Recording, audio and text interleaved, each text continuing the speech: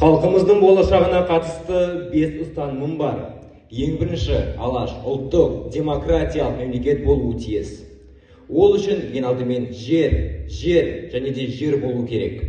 Жерсіз отан жоқ. Қазақтың байырғы жерін қашан қазақтың өзі ғылым мен техникаға сүйеніп, толық игермейінше жер жекеменшікке және де қоныс аударушыларға бермеу керек.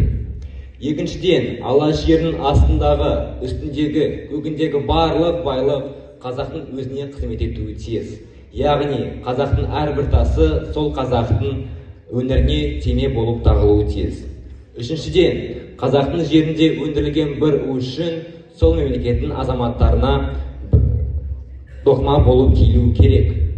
Төртіншіден, қазақ мемлекетінде мемлекет құрушы ұлттың тілі, діні, менталитеті өзге ұлттарға қарағанда үстем болу керек.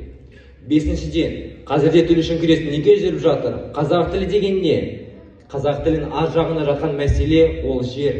Біз өз жерімізді тек қана қазақша сөйлеп, қазақ болып қорғай аламыз. Сіз не дейсіз, Байдұрсын Жолдас? Дұрыс айтасыз, Әлеке.